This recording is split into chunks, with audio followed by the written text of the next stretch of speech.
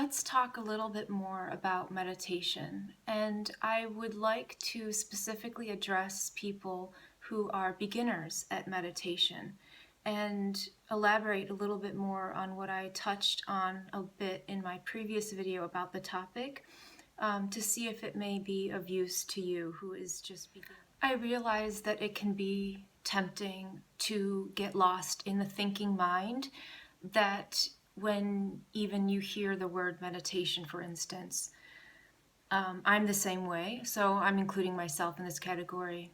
I think about all kinds of things about what I've heard of what meditation should or shouldn't be, how one should dress, the setting, how one should be breathing or not breathing, the posture, things, whether there should be music in the background or no music. All of these things. My recommendation to that is that the type of meditation that is best suited for you is the one that you will do, and the one that you will be able to do on a consistent basis. So I know I sound like a broken record, but that is the actual most useful information and advice I can give.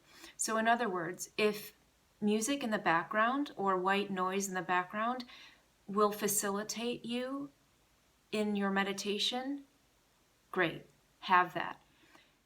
If you're unable to find a quiet corner in your house, that's okay, because many people can't because they have children or pets, or that they live in a noisy neighborhood, and that's okay too.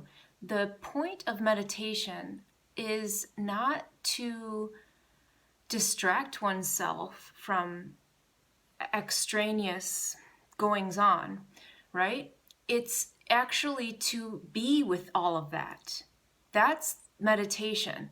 So one of my teachers, my mentors, she said something to me years ago that stuck with me, is that in a hurricane, Jennifer, she said to me, imagine yourself in a hurricane and chaos is ensuing all around you. Of course, we're being hyperbolic. This is a metaphor, but just bear with me. She said, you're in the hurricane, Jennifer. Close your eyes and go within and sit in the midst of the hurricane. Sit with yourself. Find your breath. Become aware of the now. Be in this moment now and let it be. Let yourself be. And practice that. And it's not about overcoming the hurricane, as it were, in this example. It's not about blocking the hurricane out or resisting that hurricane. So the hurricane can be your invasive thoughts. It's not about resisting that or judging it even from being what it is. Actually, it's the opposite. It's sitting with it without resistance, without judgment, and being with that nowness, that current moment, whatever it may be. If it's a moment of calm, great. But oftentimes, the mind is not a calm environment for any one of us at any given time. And that's what I spoke of in my previous video, is that my meditation practice varies wildly from day to day, depending on the dynamic of my life and what I'm feeling. For instance, if I'm going through an emotional time, or if I'm angry at someone, or if I feel like some sort of mental blockage, the challenge is greater. And when I'm sitting with myself, and I personally practice silent meditation, but again, you don't have to practice in silence if that's not conducive to a good, fruitful meditation for you. If it's more helpful for you to have background music on turn on background music. Like I said, it is whatever is going to facilitate you to practice the meditation and keep committed to that practice. That is the meditation that's right for you. And so everyone is going to be different, because why? We're all different. Well, I can share with you what I do for my meditation, but insofar as we're all different, it's not going to be specifically helpful to the individual, if that makes sense. But I understand that people are curious, and so I am going to share, and I am sharing. But oftentimes when I'm sitting with myself and those invasive thoughts begin to filter in, and they do every day, they filter in. And sometimes they're negative, often they're negative. And I let them happen because I recognize myself as I am not my thoughts, right? None of us are our thoughts. The thoughts are happening in the consciousness. What we are is we are observers of the thought. Don't fall into the trap of becoming attached to your thought. I did that for many years of my life, from childhood till teenage years till my early 20s. I was attached to my thoughts, and anytime I had a negative thought, it would spiral and spiral, and it would become pathologized into a mental illness, to be quite frank. And that would stay with me, and I would ruminate on that negative thought, and it would absolutely inform my behavior and actions. And I can tell you they were not good, because the negative thought breeds negativity, and without any meaningful way to cope with that, I acted out, and I had dysfunctional behavior, and I was not functional in my life. The reason I am so passionate about meditation and spirituality, why spirituality?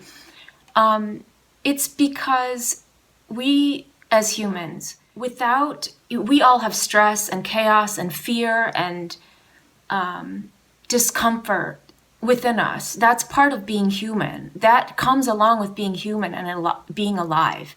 We all struggle, whatever it is. We all struggle. We all suffer. We all know pain. So without any meaningful way to connect with ourselves in here, I'm talking about in here, with yourself, your deepest self, we are lost. And so that's what we see with addiction, addictive behavior. I'm not just talking about substance addiction. I'm talking about addiction, attachment to behaviors, to people, to spending money, sex, anything, you name it. Without any meaningful way to connect, first to ourselves, and then we spread out. But it has to happen first with you, with me, with you. You must cultivate that inner sense of peace and grounding, because when that hurricane is happening, when the world is happening, when life is happening around us, we now have a tool that we can use. We pull that tool out. We go to our safe space, as it were, and sit. Find your breath. Come back into your body. Find yourself at home in your vessel, this physical body that houses the spirit, and start breathing. And rather than block out things, let them be and observe them and turn the page. Don't become attached to those thoughts or those feelings or those horrible fears. Don't become attached to them. Welcome them as part of you and observe them. Be compassionate and gentle with yourself, and allow yourself to be a human being. And when you connect and you revisit that place each and every day, practicing the meditation, you will become a different person. You will have a peace within you that you can always go to, a solace in you. And that's why people who meditate, they sleep better. Their digestion, I'm speaking from personal experience, my digestion improved, my sleep improved, my energy, my mood, my interpersonal relationships, every single aspect, every single facet of my life has grown and been thriving since I started practicing meditation. I practice in the morning and in the evening. And in the middle of the day, I'm mindful. I pause. I listen actively when I'm in conversation with people. I'm always mindful of myself and others. So I carry that meditative spirit, if you will, with me all the time. And you can do this too. And you will see, you don't need me or anyone else to tell you why it's so powerful. Once you start practicing, And that's why I keep urging people to just start and begin. Start. And don't be afraid of what you might face. Don't be afraid of going within. The prospect might be scary, but I promise you, well, first of all, I promise you that avoiding it is not the answer, certainly, because anything inside, if we avoid it, it begins to ferment and it will accumulate and become like a cancerous tumor inside. So we don't want that. That is a manifestation of where disease comes from, whether it's mental illness or addictions or otherwise. But number two, you will see the fruits of your labor as you practice, and you won't need anyone to convince you that this is the way. Spirituality, I think, it can be a very intimidating idea for people, and it really has nothing to do with anything but believing in this universal consciousness that connects us all as humans, and it's inside of us. And so when you connect with that consciousness and you find that within you, you can connect with other people on a much deeper level, on a meaningful level, and those dysfunctional behaviors kind of fall off because they no longer serve you. That's what happened to me. Things that no longer serve you, they become shed. You shed them off naturally, which is actually the most beautiful way and natural way of healing. And I'm really all about self-love and self-healing. I know it sounds... At the same time, I just want to speak what my truth is and my experience, and that is what it is. So that's something I'm always saying to my mom when we talk. It is what it is. So I guess I will leave it at that. I hope wherever you are watching this, I wish you well and good luck.